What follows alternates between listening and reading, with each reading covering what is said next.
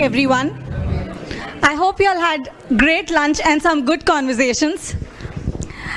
It's my great honor to introduce an extraordinary individual whose achievements have resonated across the global business landscape.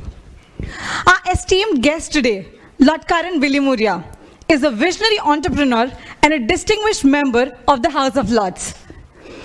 As the founder of Cobra Beer, he created a unique beverage that has earned a remarkable 110 gold medals in the Monday selection since 2001. Beyond his entrepreneurial ventures, Lord Bilimoria has made significant contribution to education and public service. He is an honorary fellow of Sydney Sussex College, Cambridge, and the 7th Chancellor of the University of Birmingham, making history as the first Indian-born Chancellor of a Russell Group University in Great Britain. Please join me in welcoming a true pioneer and an inspirational leader, Lord Karan Bilimoria, and this session will be moderated by my friend Ravi. Thank you for the introduction, Lavanya, and thanks everybody for coming back from lunch. Welcome, Lord Bilimoria. So we will, start with your background and inspiration, through your entrepreneurship journey. So can you tell us a little bit about your initial idea behind Cobra Beer and what motivated and inspired you to launch this product? Well, thank you, Ravi, and thank you, Lavanya, for that very kind welcome. And it's great to be back here in this particular lecture room where I had the privilege of lecturing over the years, and always good to be back at Cambridge. And I'm now, I don't know if many of you know, but I'm not only a fellow at my old college at Sydney Sussex, Yusuf's neighbouring college of Christ's, but I'm also an ambassador here, and I chaired the business school here for 5 years. And now I'm back to being a student. I'm doing a doctorate, something I've always wanted to do. And so I'm back as a student as well, and that's terrific. But where did it all start with Cobra Beer? And this morning I had a checkup with a senior surgeon in London. Something has to be done every 5 years, and I tell you, it makes you feel so good. Here's one of the top surgeons in his field in the world, and he said, "I tell you, if I could have had 2 dreams, one would be," he said, "I'm from Liverpool to play for Liverpool Football Club, and the other would have been to invent Cobra Beer." And that makes you feel good. So where did it all start? It actually started here in Cambridge. So I was studying law, and I had already had a degree from India in commerce from Hyderabad, where I was born. I was qualified as a chartered accountant in London with EY. I'd skipped a couple of years along the way, so I was still relatively young when I got here. And then I did my law degree here and had a most wonderful time, enjoyed being at Cambridge, immersed myself into Cambridge life, did a little bit of law as well. And then I came up with this idea for Cobra Beer. And it was a very simple business idea. Like most business ideas, I think, come from as a consumer being dissatisfied with a product or a service and thinking you can do it differently and better. Or another way of putting it is you're passionate about something on the one hand, you hate something on the other hand. And my father was in the Indian Army, so I was brought up in the army from childhood. He was from the Gurkha regiment. He fought in the liberation of Bangladesh. He ended up being Commander-in-Chief of the Central Army in India. And from the earliest time I was allowed to drink, and I will not tell you what age that was, in the officers' mess, my father would walk by, and I'd always be with my brother and I with the young officers. What's the young man drinking? Beer, sir. Ah, that's okay, and he'd walk past. And I've just loved beer, always loved beer.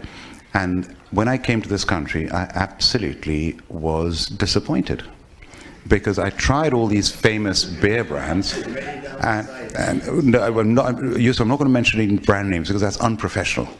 But probably the worst lager in the world. I tried that, reassuringly cheap. Anyway, one was gassier and fizzier and harsh and bland and difficult to drink than the other. So I found them difficult to drink on their own, and then when I went to Indian restaurants, and I love food, and I miss my Indian food. I couldn't cook when I came here. At least twice a week I'd go to Indian restaurants. And you What do you want with spicy food? Something cold and refreshing. What's the most popular drink with Indian food to this day is lager beer. And you're presented with these cold but bloating, bland, harsh, horrible beers. And what I found was they're difficult to drink on their own, and with bloating beer with spicy food, uncomfortable. So I couldn't drink as much as I wanted to. I couldn't eat as much as I wanted to. And as a dissatisfied customer. English friends of mine introduced me to real ale, to English ale, which I love to this day. I could drink ale in a pub, but I couldn't drink it with food. Ale doesn't go with food. It's too bitter, it's too heavy. And I knew ale drinkers loved curry. And I knew ale drinkers hated fizzy lagers. So then the idea evolved that restaurant owner could be selling more beer and more food. And it wasn't a eureka moment. I didn't sort of get out of the bath at Sydney Sussex naked and run down the streets of Cambridge. It's an idea that evolved over the years. And by the time I graduated, I said, I really want to do this.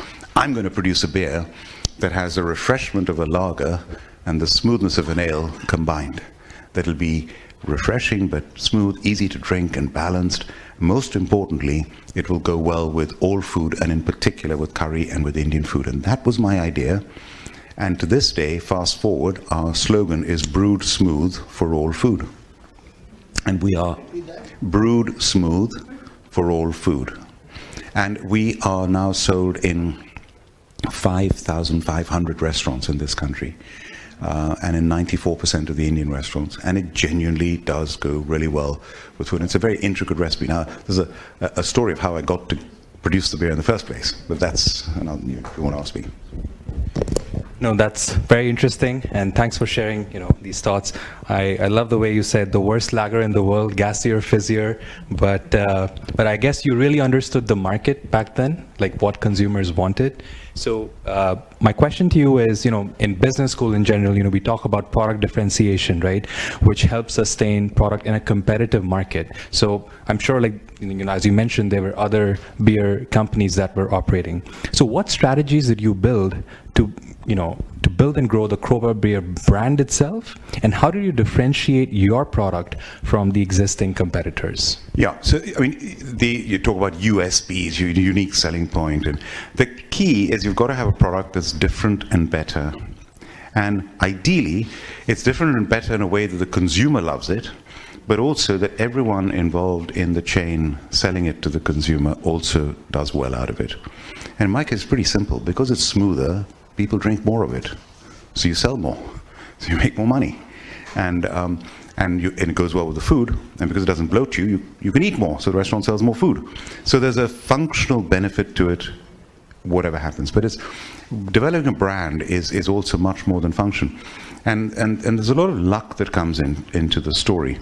And I'm an alumnus of 3 business schools through executive education. Cranfield, LBS. That's some students from LBS here. Yeah, great. And I'm also HBS, Harvard Business School, the new Cambridge, other side.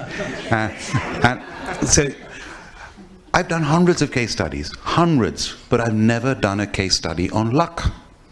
And every businessman I talk to, every successful businessman will say, I've been lucky. And what is luck? And the best definition of luck I heard was luck is when determination meets opportunity. If you're not determined, you won't even see the opportunity. And I visualize it like waves that go past you in life. If you're lucky, you might catch one of those waves. If you're not determined, those waves will just keep going past you all your life.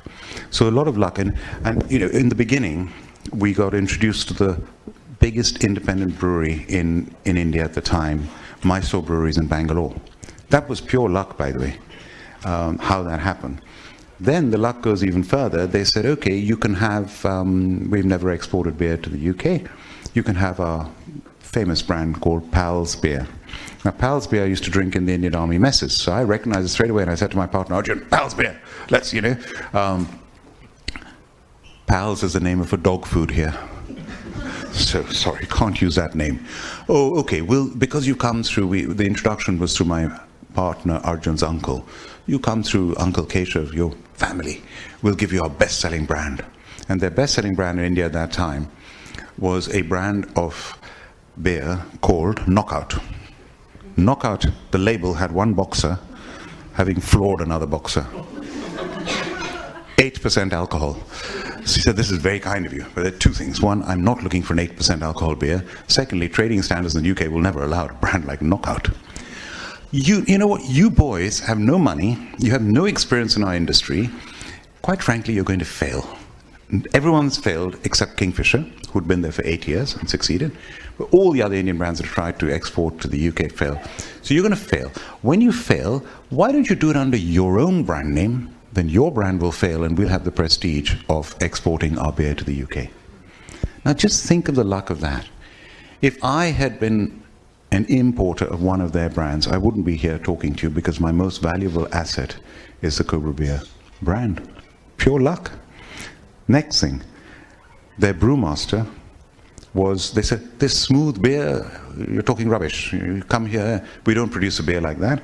You sit with our brewmaster in the laboratory and you produce the beer with him.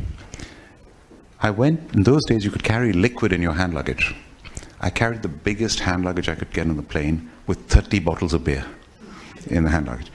And I went and sat in the laboratory and their brewmaster was the best brewmaster in India, Dr. Karyappa, the Field Marshal's nephew, and he'd spent 6 years in Prague in the Czech Republic, the home of Pilsner beer, did his PhD at Prague University, best brewer, and we sat and we created Cobra Beer from scratch. So a lot of luck came along the way. So you've been talking, you mentioned luck many times, but sometimes luck doesn't favor you. So my question to you is, what were some of the biggest challenges, that you faced during this whole Cobra Beer journey, either in terms of operations or scalability, right? I mean, you mentioned you are right now having Cobra Beer at 5,500 restaurants and having 94% market share, especially in Indian restaurants, right? So just the scalability and operations, what challenges did you face in these two aspects, if you did? In the early days, the most difficult thing, once I got the product right, and I knew I had a good product. And do you know how I knew I had the right product? When we were delivering it, and in those days, we started with just the two of us getting into the car and delivering the beer. And by the way, our company car cost £295. And it was a battered, bright green Citroën de Chevaux. You know those cars that look like people? And we called it Albert. And we would go in Albert, and if you're driving on your own, and you put beer in the front seat, back seat, and the boot, you get 15 cases of beer. And I'm not exaggerating any of this. When you're driving, if you look down, you could see the road through the holes in the floor of the car. And it needed push starting every day. And one of my regrets in life is it failed its MOT 3 times. So we abandoned Albert. So I wish I'd kept Albert. But it was tough. You'd go to the restaurants and you'd ask them, come on, extra smooth, less gassy, great beer, imported from India. They'd say, there's the door. We've got Carlsberg, we've got Dortmunder, we've got Kingfisher. Why do we need another unknown beer? So the first thing you got to do is cross that credibility gap in getting people, when you're unknown, nobody knows your brand, nobody knows you, why should somebody supply you, finance you, and buy from you when you have zero credibility? And if you have that faith and passion in your product, it gives them, they trust you and give you a chance. The restaurant owners, we'd say, come on, just try it, it's so smooth. Sorry, we don't drink. 2/3 of the restaurants are owned by Bangladeshis. Muslims, they don't drink for religious reasons. The other 1/3, a lot of Muslims there as well don't drink. Indians, Sri Lankans, Nepalese. And I learned one of my first lessons in business. They said, okay. Leave a couple of bottles, we'll try it with our regular customers. If they like it, we'll put in our first order. And they put their customers first. And any decision I made, I've always put my consumer first. Next thing is, once you persuaded them to give you a chance, what gave me the confidence was from day one we got 100%, literally 100% reorder rate. And sometimes a restaurant wouldn't order. You didn't order this week. Is everything all right? People like Cobra Beer? We ran out 5 days ago. You didn't call us.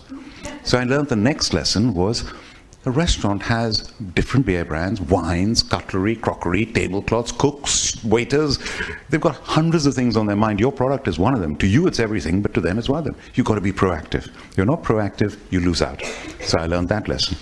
But the biggest thing was raising money. When you raise money, when you got no money, I had £20,000 of student debt to pay off. You have no collateral and security to offer to the banks. How do you raise money for a growing business when you're an unknown brand with no security to offer. That was the toughest thing in all the way along the early days to raise that money. And I give talks on raising finance for a startup and growing business. And one of the things is you've got to be creative. And isn't it odd that creative accounting is a negative term? But anyway, you've got to be creative in the way that you raise finance. And I'll give you a quick example. In the beginning, the distributors, the wholesalers, wouldn't even take our call. They wouldn't even meet us, the big wholesalers. So we built up the top restaurants, and we built up a strategy, what I call a breakthrough. We got the top restaurants to sell it. When they were selling it, we'd use that as a reference to get into other restaurants. And everyone would say, hey, wow, Cobra Beer is selling in this restaurant, doing really well. And then 6 months down the road, the distributors who would not even talk to us suddenly said, come and meet us. And then one of the biggest ones said, we want the agency for the M25 for London. Sorry, we don't give exclusivity.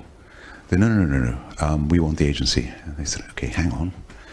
This company has a lot of money. We did some research, and they're well-established wholesalers. They had no debt, and we found that they had a bank overdraft facility at Barclays Bank in the city of £150,000 that they were not even touching. So we said, we know you've got this bank account. You want 90 days credit. Here's what we'll do. We'll give you the agency for the M25. Every time a container comes from India, once it's unloaded in your warehouse, we'll give you your 90 days credit, but you sign a bill of exchange, which is a Victorian instrument, a bill of exchange. You sign a bill of exchange. We promise to pay you in 90 days. We would then go to Barclays Bank. Barclays Bank would then allocate it against the overdraft. No money was withdrawn. They would just block it off against the overdraft, stamp it, guaranteed by Barclays Bank.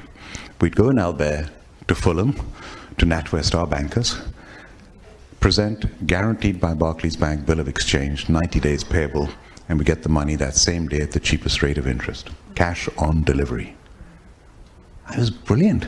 And that bank manager, NatWest, I remember once our overdraft was 11,000. It went up to 26,000. He said, please, you've got to make sure you don't default. I'll lose my pension. I mean, they wouldn't do that today. They're not allowed to go over the limit. But raising finance was really tough. And the next example I'll give you is when the plane took a long time to take off. 5 years down the road, my business partner, Arjun, said, I'm leaving. I hate the weather in England, and this plane is never going to take off. So Arjun, I bought him out on his terms. He went back to India. He now lives in America. And by the way, we're the best friends to this day. And it was on his terms. The year after he left, our sales doubled. Not because he left. and you know, my problems of importing beer from Bangalore quadrupled. Containers getting stuck, quality problems, consumers complaining, bad beer. Also, I don't even want to go into the quality. Some of it was really scary. So the wholesalers would complain to us, saying the restaurants are complaining. We'd say, well, the brewery did their best, and it by now become the biggest export beer out of India. And we said, what do you do? So we said, well, brewery couldn't do any better. I said, okay, went to the wholesalers. We said, we're going to have to brew the beer under license in the UK, like everybody else. You do that and you're finished. Your customers will stop drinking Cobra Beer. They won't buy it. We'll stop buying from you. I said, but you're complaining about all these problems and quality. That's your problem. So what do you do when you're stuck between a rock and a hard place? And that's when I remembered the restaurants. They said, customer first, consumer first. So we surveyed the consumers. Now, nowadays you want to do a survey, it's so easy, Survey Monkey or whatever, and you can get surveys instantly. In those days you had to go to a consumer show like the Sunday Times food show, the BBC food show, and we give out these pamphlets, get people to taste the beer and say, rank in order of importance the following 4 things about Cobra Beer, and we'll jumble up the order, you know. Is it the extra smooth, less gassy taste? Is it the fact that it's imported from India? Is it the fact that it's a premium beer? Has it the authentic Indian recipe? And you know what? The most important thing is the consumer by a long shot gets which one? The taste. Less gassy, extra smooth taste. And to our surprise, the least important was the fact that it was imported from India. I'm brewing here, and I moved the production to the UK. All my problems over, world-class quality, and I could do draft beer. I couldn't do draft beer from India. Sending empty kegs back to Bangalore, not commercial. And that was the best decision that I made. And by the way, how many of you like Indian food? Can you show us? Yeah? Yeah? You expect it to be cooked in Delhi and flown over here? Where's your beer today? There will be some. There will be some. This evening? There's some beer this evening? I think so, yeah. Yeah. We ordered... Yeah, there we are. What are you drinking? Coffee for now.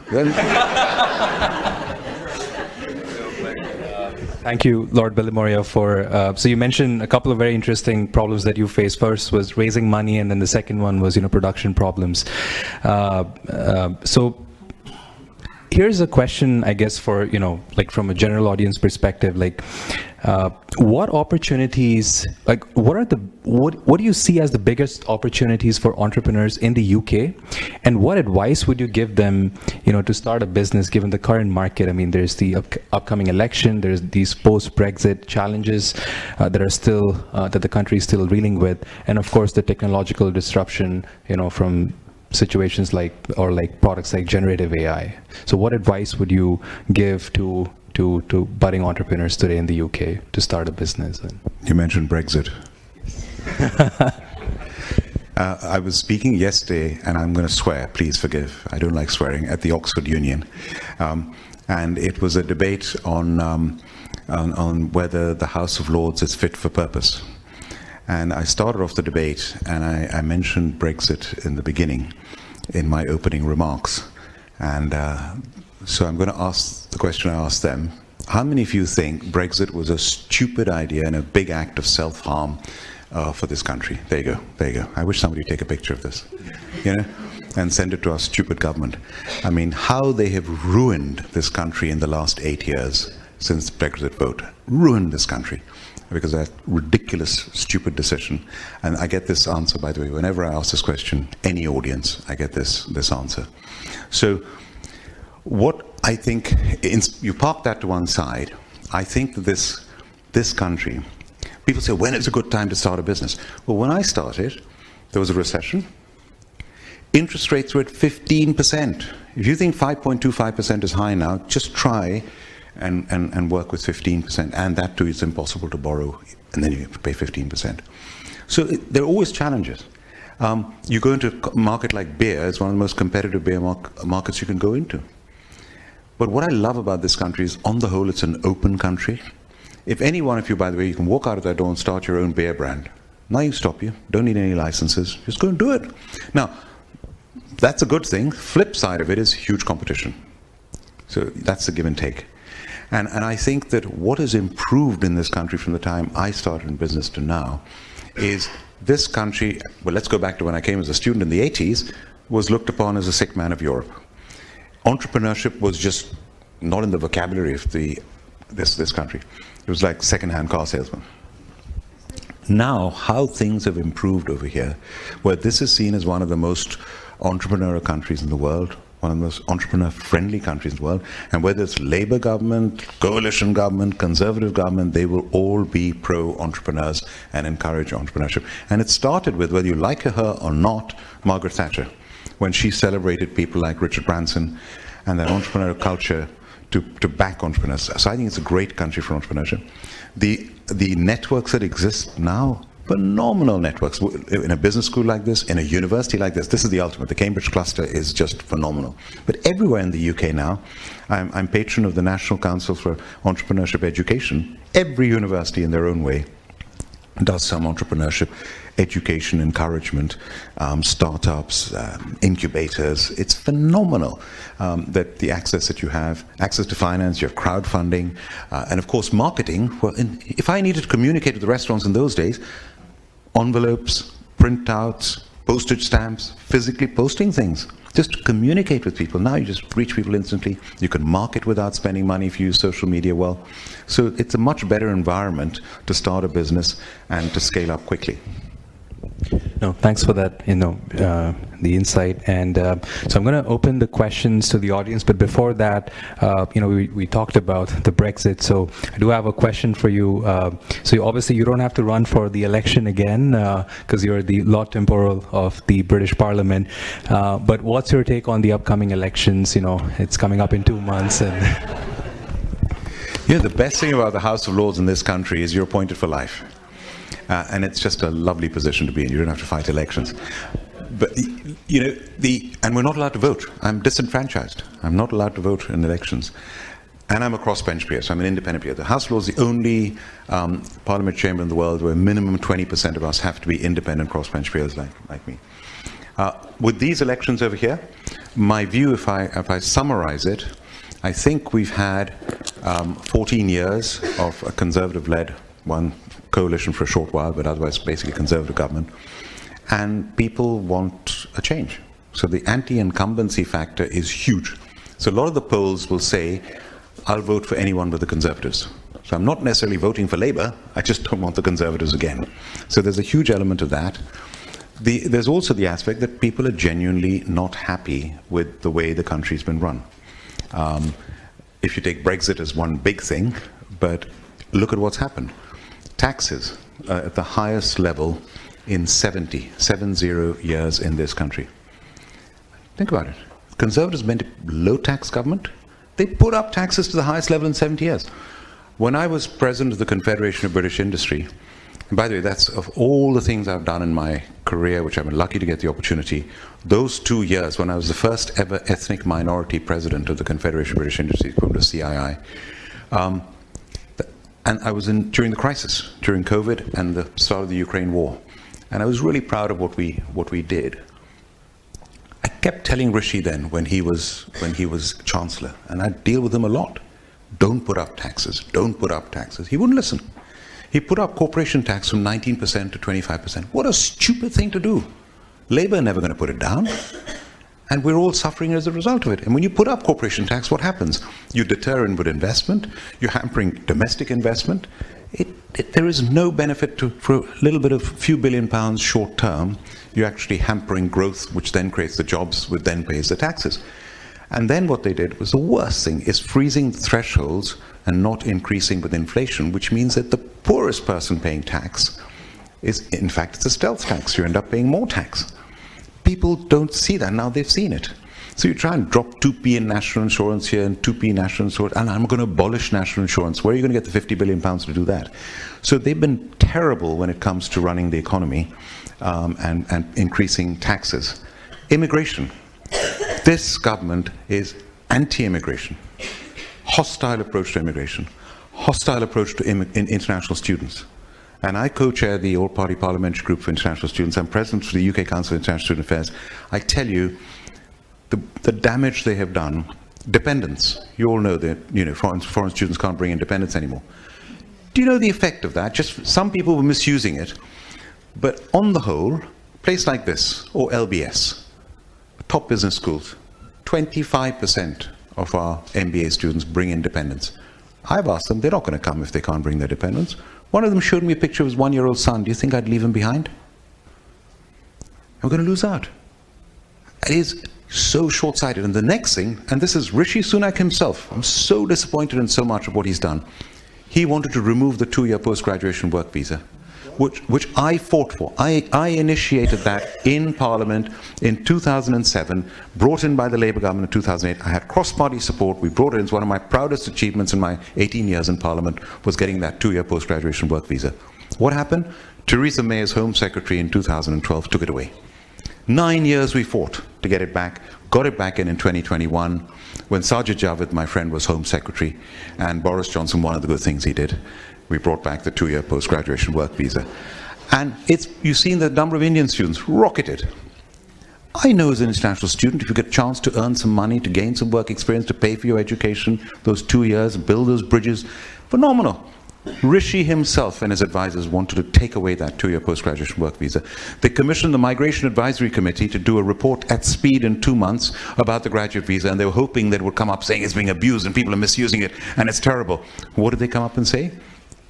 Keep it as it is. This is not what we wanted. We're going to ignore it. And we had to put so much pressure, including from the Education Secretary herself, and finally they backed away. This is bad to have this anti-immigration attitude. Universities. This is one of the best universities in the world. Whatever way you look at it, we are always one of the best universities in the world. 4 out of the top 10 universities in the world are UK universities at any one time. 5 are American, 1 is Swiss. What's our population? 68 million. What's America's population? 350 million. They have 5, we have 4. Wow, we do well. 17 out of the top 100. We're 1% of the world's population, less than 1% of the world's population. 17 out of 100, including Birmingham, where I'm Chancellor, British universities. And yet, our fees for our domestic students are capped at £9,250. No inflation increase. In real terms, it's worth £6,000 today. And at the other end, our costs have gone up. Now, if you tell me at Cobra Beer I reduce my selling price by 1/3 and I have my costs going up at the other, I'll go bust. And yet we're meant to be the best universities in the world. How do we survive? We make a loss on every undergraduate student. Here at this university, every university. We survive international students. International students pay 2.5 to 3 times the fees. They subsidize the domestic students. Now, if you're going to deter international students, you can't bring dependents. We're going to take away the 2-year post-graduation work fees. And you're going to harm the universities. Now, solid universities like this or Birmingham that are financially secure, there are many universities that would go bust. That's how economically illiterate this government has been, and I'm annoyed with them. If that hasn't come across. Well, thank you for those insights again. They're very profound, and we'll take some questions from the audience. I see your hand. So there's a catch box over there. Maybe. Please, could you, if you could give me your name and where you're from? That would be. Thank you. The whole point of that is you can throw it. Yes. So that's a very Cambridge prop, so you can just throw it. Yeah. That's it. There you go. Nice catch. All right, well, firstly, thank you very much. Fascinating. Can I just keep it? Yeah. My name is Sunil Pandey. I'm also an Indian-American expat, grown up in the similar industry and similar background like yours with the Indian Army, so I identify a lot. I want to ask a couple of questions. First is the last thing you said. How do you solve for it, what you said? Why is it that you're not able to subsidize and create the environment where the students who are in the schools are able to afford to pay for you to remain profitable? This is not just the business administration. If you don't make money on teaching those students, how do we tell them how to make money? Okay. So it's very simple. You have to prioritize universities as being really important to the country. And there's a big debate, because 50% of students, school leavers, go to university, the other 50 don't. So 50 who don't say, well, they're getting the benefit of university education, we're not. But here now, students leave with a £50,000 debt at the end of an undergraduate degree, which they have to pay off over a long period of time. So that funding has already been taken off and is put onto the students. The most important is for the government to prioritize universities. And so many times I've heard government ministers, the university lobby. Vice chancellors get paid too much. Vice chancellor of a university like this, or Birmingham, is running multi-billion-dollar business with tens of thousands of staff. In Birmingham, 40,000 students. Over here, 25, 30,000 students. They're big businesses to run. We don't say FTSE 100 CEO can get paid £5 million on average, or even £10 million. People don't bore. Over Vice Chancellor gets paid £500,000. They're getting overpaid. So it's not fair. You've got to prioritize universities, and funding-wise, you've got to fund them properly. You can't expect to get the best on the cheap. And that's what they've been doing, and taking the sector for granted. That's the biggest change that needs to be made. Second part of the question, if I may ask, and then I have one question, Cobra Beer. So what is Cambridge doing to engage the alumni who have gone on to be the CEOs, CFOs, fund managers, investment bankers? What are we doing to get them engaged and help this cause? So we've been a bit behind the curve over here. When I became an alumnus of Harvard Business School, I received an email the next day asking me for money. I mean, we're not so crude over here. But it does, if you think about this university, it is based on benefaction. All our old colleges were founded by benefactors. I mean, we have one of the greatest benefactors sitting right in front of me over here, Dr. Yusuf Hamid. My God, what he's done for Cambridge University, what he's done for Christ's College, what he's done for the chemistry department, non-stop. I mean, if we had more,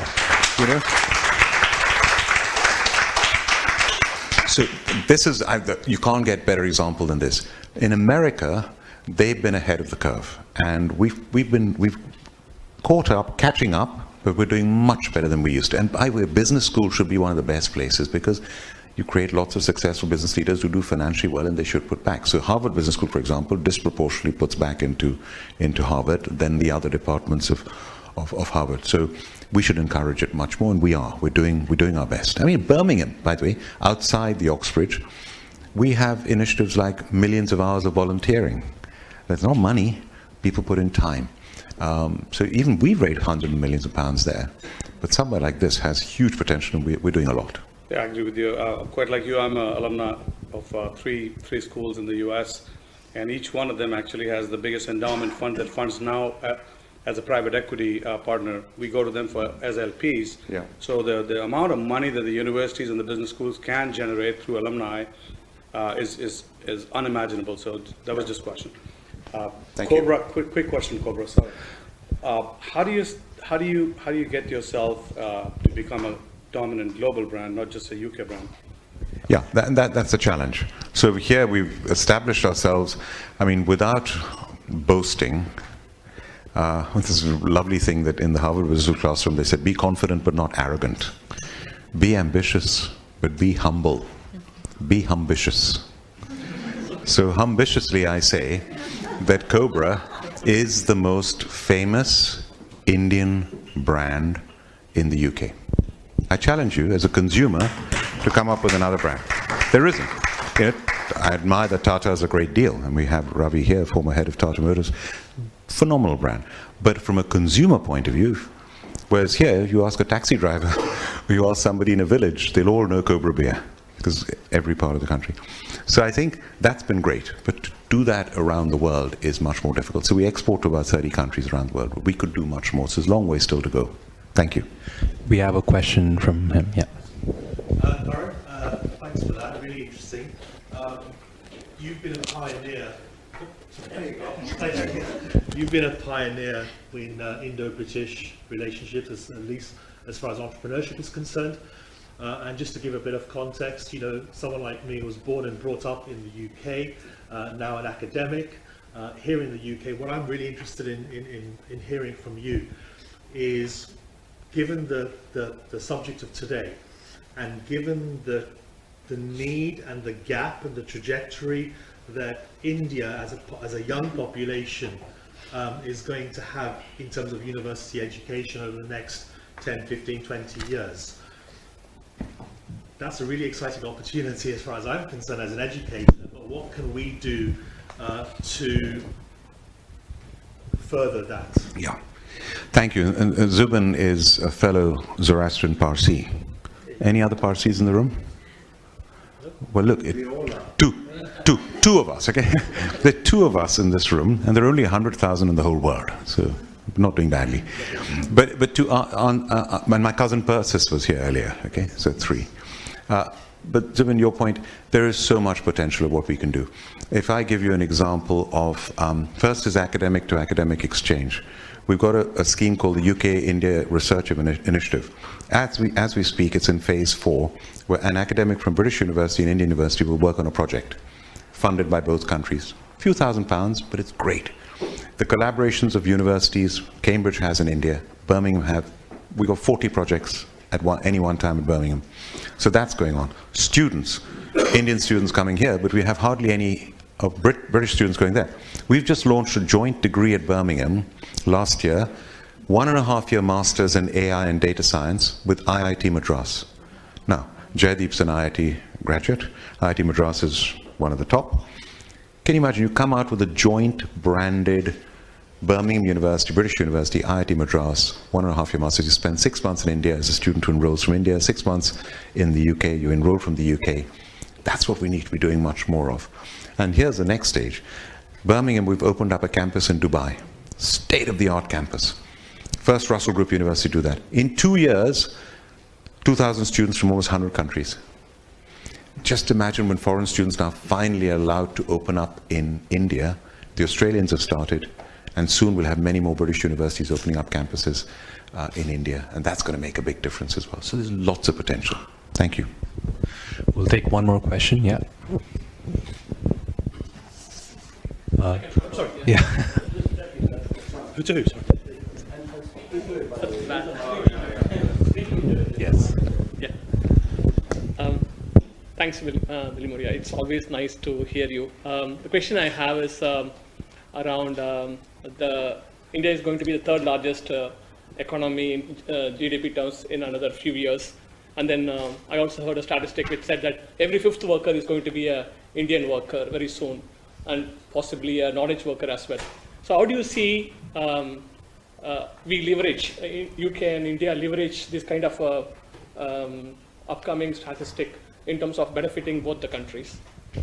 Yeah, this is where, when I'm in India, if I'm speaking to a university audience, or I always say to the young people there, I was the Indian Institute of Management wrote up one of the IIMs at their convocation day. I said, do you know, you graduates are the luckiest people in the world because of where you are, the time you are, with everything ahead of you, with India's potential.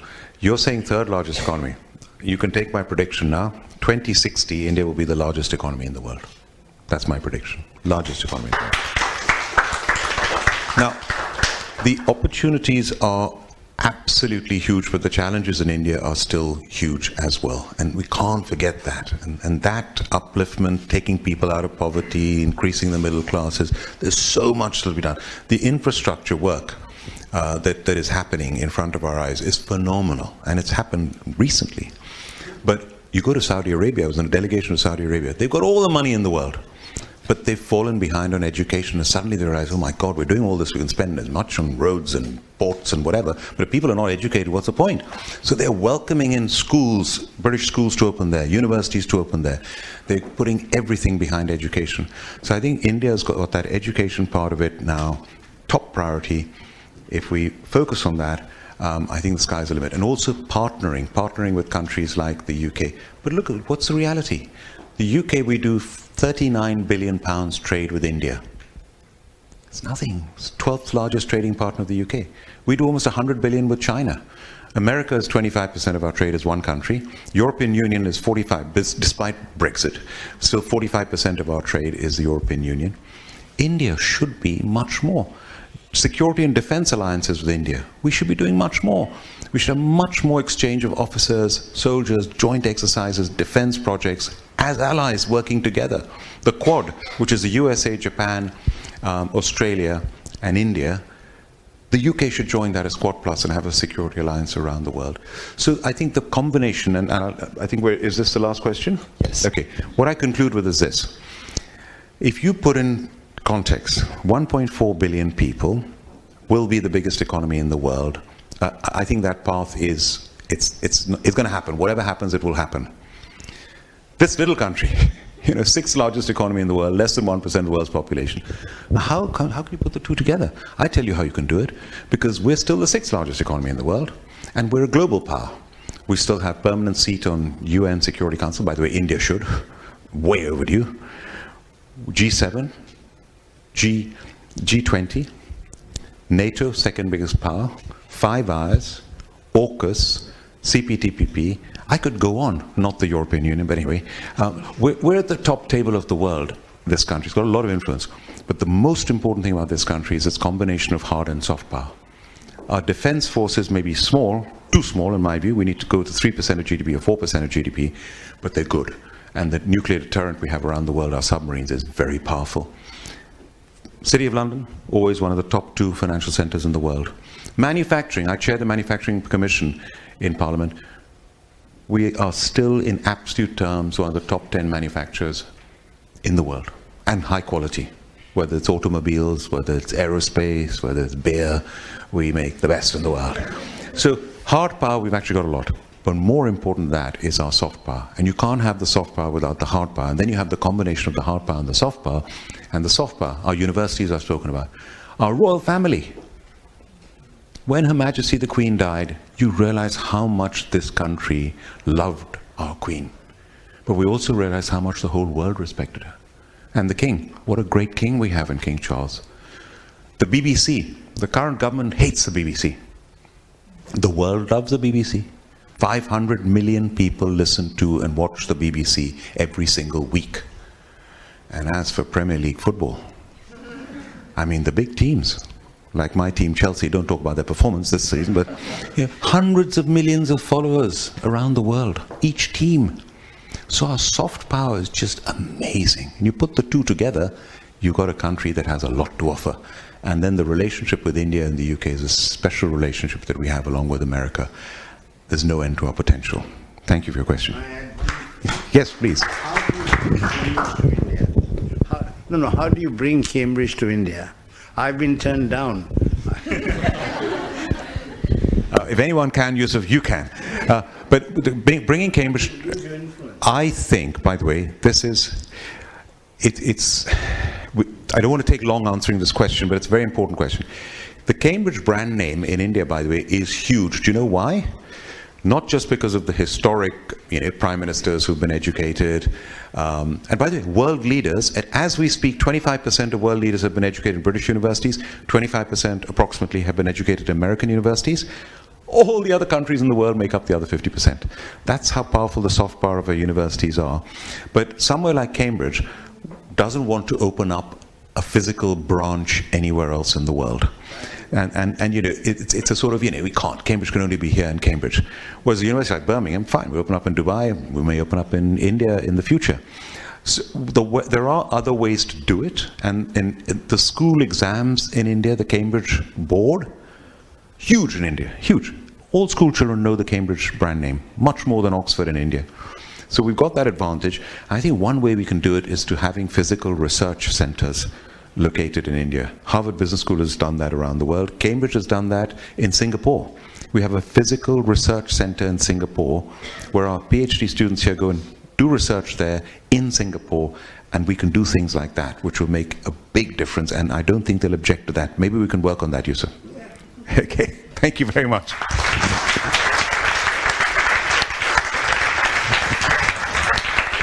So on that note, thank you so much, Lord Bilimoria, for joining us. You're truly an inspiration. And so for the next session, we'll probably take a break, for about 5 minutes, and then it'll start at 3:30 p.m. But once again, thank you so much for coming today. Thank you very much. Thank you.